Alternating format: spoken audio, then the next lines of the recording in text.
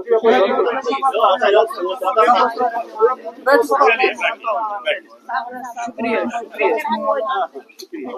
چلیے بہت شکریہ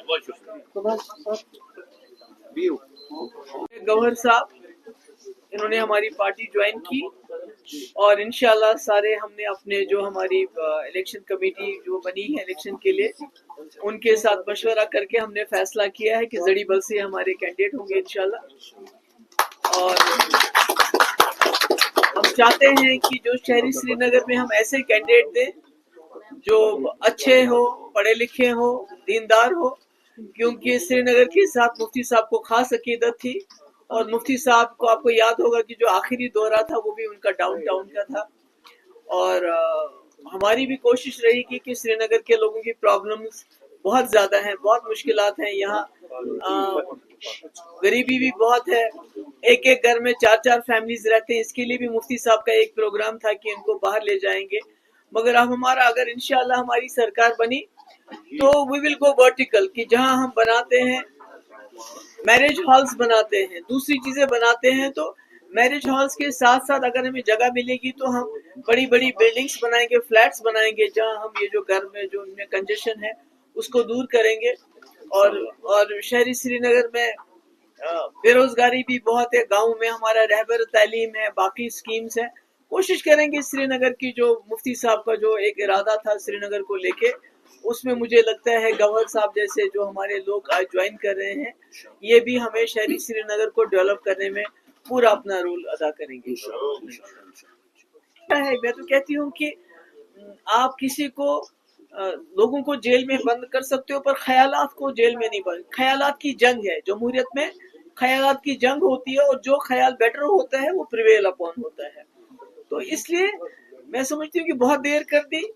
انجینئر رشید صاحب کو بھی ریلیز کرنا چاہیے، شبیر شاہ صاحب کو بھی، اور بھی جو ہمارے جو جیلوں میں جو ہمارے لوگ ہیں تو جن کو وہ کہتے ہیں کہ ضمانت تو ملنی چاہیے، ضمانت بھی نہیں ملتی. اب بہت افسوس کی بات ہے. تو مجھے امید ہے کہ ان کو ریلیز، اور بھی جو ہمارے اس کے علاوہ جو ہمارے نوجوان ہیں جو کوئی نامور لوگ نہیں ہیں، عام نوجوان ہمارے جیلوں میں بند ہیں اور ملک کے جیلوں میں بند ہیں، ان کی حالت بہت خراب ہے.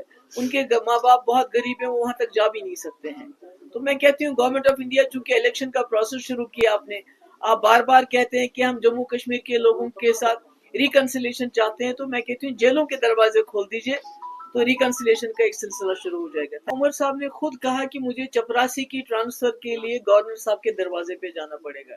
مجھے چپراسی کی ٹرانسفر کی فکر نہیں ہے، مگر میں وہ وزیر اعلیٰ رہی ہوں جس نے بی جے پی کی سرکار کے ساتھ سرکار چلائی، 12,000 نوجوانوں کی ایف آئی آر واپس لے. کیا آج آپ ایسا کر سکتے ہو؟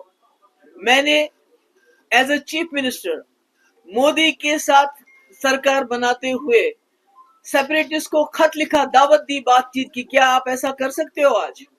میں نے سیز فائر کروایا، کیا آج آپ کر سکتے ہو؟ میں نے پورے ملک کی لیڈرشپ کو لایا اور حریت کے دروازوں پہ گئے وہ کہ آئیے بتائیے ہمیں کیا ہے.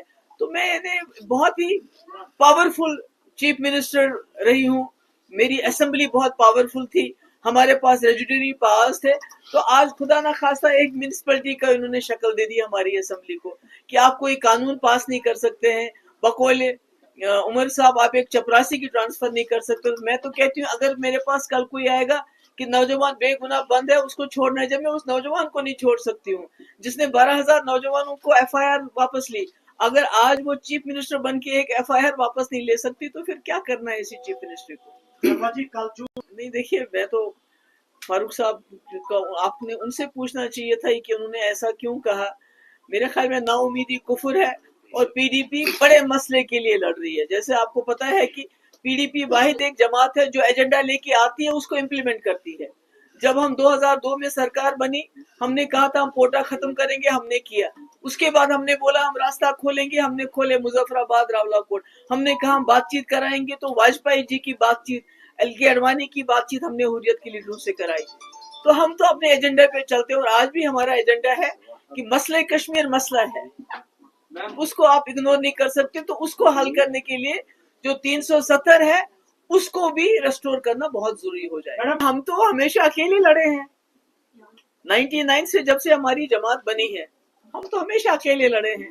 اور لوگوں کے سہارے لڑے ہیں, لوگوں کو کی تکلیفیں دور کرنے کے لیے لڑے ہیں. میں تو کانگریس میں تھی, سی ایل پی لیڈر تھی, مفتی صاحب ممبر پارلیمنٹ تھے, تو ہم نے چھوڑ کے ایک ایسا plate form P D P بنائی جس کا کام ہے, جس کا بیسک ایجنڈا ہے جموں کشمیر کو ایک باعزت دور میں لانا, ایک پیس وتھ ڈگنیٹی دینا. تو ہم اس ایجنڈے کو لے کے چلے, ہمارے ساتھ کوئی چلتا ہے نہیں آتا ہے, لوگ ہمارے ساتھ ہونے چاہیے. میں کہہ رہی ہوں کہ لوگوں کو جیلوں میں بند کرنا, امپلائیز کو بلا وجہ نوکریوں سے نکالنا, ان سے یہ حق بھی چھین لینا, وہ عدالت میں جائیں گے تو ڈر لگتا ہے ان کو کہ ہمیں جیل میں نہ ڈال دیں, جرنلسٹ کو یو اے پی کے اندر بند کرنا. تو میں کہتی ہوں یہ خیالات کی جنگ ہے جس کو آپ اس طرح نہیں جیت سکتے. آپ طاقت کے بلبوتے پہ جموں کشمیر کا جو مسئلہ ہے اس کو حل نہیں کر سکتے, آپ کو ریکنسیلیشن ریچ آؤٹ کرنا پڑے گا.